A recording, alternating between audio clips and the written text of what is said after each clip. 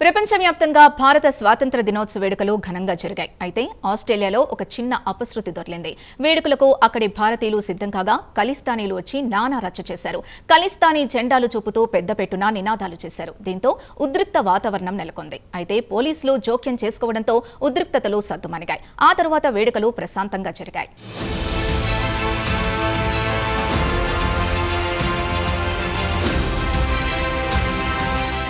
ప్రపంచ పటంపై భారతీయులు లేని ప్రాంతమంటూ ఏదీ లేదు. భూగోళంపై ఏ మూల వెతికినా భారతీయ మూలాలున్నవారు కనిపిస్తుంటారు. అది అమెరికా కావచ్చు, ఆఫ్రికా దేశాలు కావచ్చు, ఇంకోటి కావచ్చు, మరొకటి కావచ్చు. అయితే ప్రపంచ పటంపై ఎక్కడున్నా భారతీయులు తమ మూలాలు ఏ రోజు మరవరు. భారతదేశం పట్ల వల్లమాలిన అభిమానంతో ఉంటారు.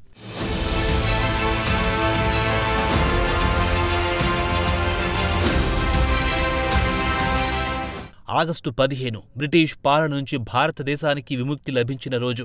భారతీయుల బానిస సంకెళ్లు తెగిన రోజది. ఈ నేపథ్యంలో భారత స్వతంత్ర్య దినోత్సవ వేడుకలను ప్రపంచం నలుమూలలా ఘనంగా జరుపుకున్నారు. ప్రవాస భారతీయులందరూ దేశభక్తితో ఉప్పొంగారు. అయితే ఆస్ట్రేలియాలో ఒక అపశృతి దొర్లింది.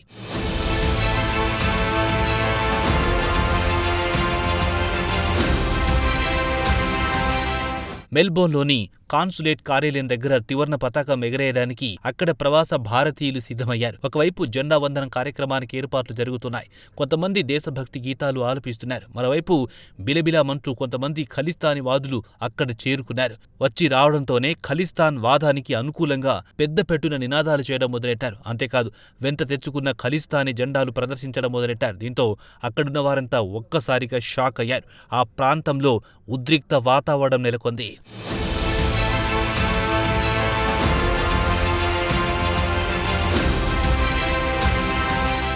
అయితే షాక్ నుంచి ప్రవాస భారతీయులు కాసేపటికి తేరుకున్నారు. వెంటనే సాయం కోసం పోలీసులకు ఫోన్ చేశారు. అలా ఫోన్ రాగానే ఇలా పోలీసులు కాన్సులేట్ కార్యాలయం వద్దకు చేరుకున్నారు. ఖలిస్తానీ వాదులను అక్కడి నుంచి పంపించేశారు. దీంతో అక్కడ ఉద్రిక్త వాతావరణం చల్లబడింది. ఈ నేపథ్యంలో ఇండిపెండెన్స్ డే వేడుకలను ఘనంగా నిర్వహించుకున్నారు ఆస్ట్రేలియాలోని ప్రవాస భారతీయులు.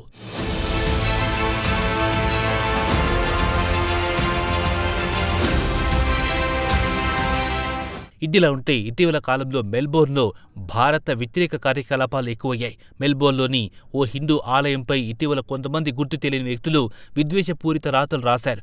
ఆలయం గోడలపై జర్మనీ నియంత అడాల్ఫ్ హిట్లర్ బొమ్మను ఉంచారు. అంతేకాదు సదరు బొమ్మపై గో హోమ్ బ్రౌన్ అంటూ కూడా రాశారు. కాగా ఇటీవల కాలంలో కెనడాలో కూడా ఖలిస్తానీ వాదుల ఆగడాలు పెచ్చుమీరాయి. ప్రధానంగా హిందూ ఆలయాలను వీరు టార్గెట్ చేసుకున్నారు. ఆలయ గోడలపై విద్వేషపూరిత రాతలు రాస్తున్నారు. గతంలో జస్టిన్ ట్రూడో ప్రధానిగా ఉన్నప్పుడు ఖలిస్తానీ వాదుల ఆగడాలు ఎక్కువగా ఉండేవి. ట్రూడో సర్కార్ ఖలిస్తానీ వాదులకు అండగా ఉండేది. దీంతో ఖలిస్తానీ వాదులు రెచ్చిపోయారు. అయితే కొన్ని నెలల కిందట కెనడా రాజకీయాల్లో మార్పులు వచ్చాయి.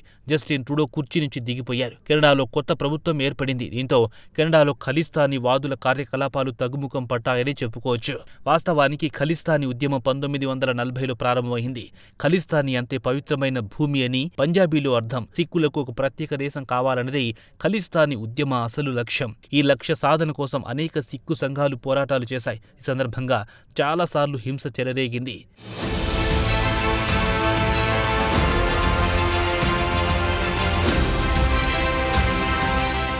అప్పటి నుంచి ఖలిస్తానీ ఉద్యమం అనేక మలుపులు తీసుకుంది. కాగా 1970-80ల ప్రాంతంలో ఖలిస్తానీ ఉద్యమం తీవ్ర స్థాయికి వెళ్ళింది. 80వ దశకంలో సంత్ జర్నైల్ సింగ్ భింద్రన్వాలే ఖలిస్తానీ ఉద్యమంలో ప్రవేశించారు.